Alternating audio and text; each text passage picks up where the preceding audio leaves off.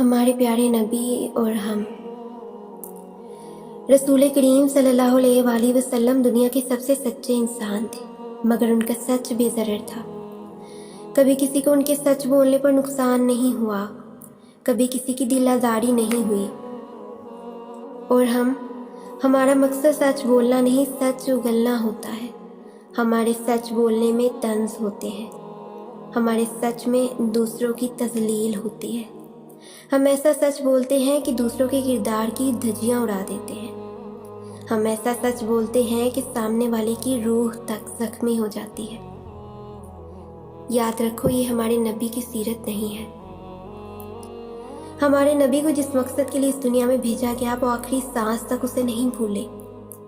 ایک American writer لکھتے ہیں کہ محمد ایسے انسان تھے کہ اگر وہ طب کے شعبے میں ہوتے تو دنیا میں سب سے اول نمبر پر ہوتے، اگر وہ قانون کے شعبے میں ہوتے تو اول نمبر پر ہوتے۔ غرض یہ کہ وہ جس بھی شعبے میں ہوتے دنیا میں اول نمبر پر ہوتے، کیونکہ محمد صلی اللہ علیہ وآلہ وسلم ایسے انسان تھے جو اپنے مقصد پر ڈٹے رہنے والے تھے۔ ایسی کوئی مشکل نہیں تھی جو آپ کے راستے میں نہ آئی ہو، اپنوں کی دشمنی، غیروں کا ظلم، فاقے کاٹے۔ غرض یہ کہ ہر طرح کی مشکل کا سامنا کرنا پڑا، مگر آپ ایسے عظیم انسان تھے کہ جنہوں نے اپنے مقصد کو نہیں چھوڑا۔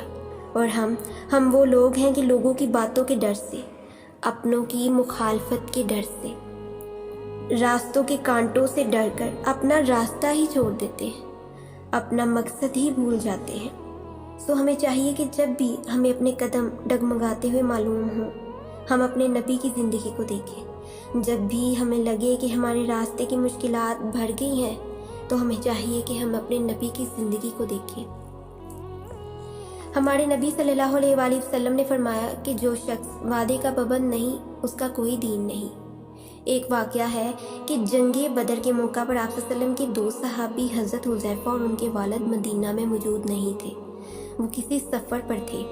راستے میں ان کو خبر ملی کہ نبی کریم صلی اللہ علیہ وآلہ وسلم جنگ بدر کے ارادے سے نکل چکے ہیں، تو وہ بھی فوراً بدر کے لیے روانہ ہو گئے۔ راستے میں دشمن کے لشکر سے ان کا سامنا ہو گیا اور انہوں نے ان دونوں کو قید کر لیا اور کہا کہ ایک ہی شرط پر تمہاری جان بخشیں گے اور تمہیں رہا کریں گے کہ تم عہد کرو کہ تم اپنے نبی کے ساتھ جنگ میں شریک نہیں ہوگے۔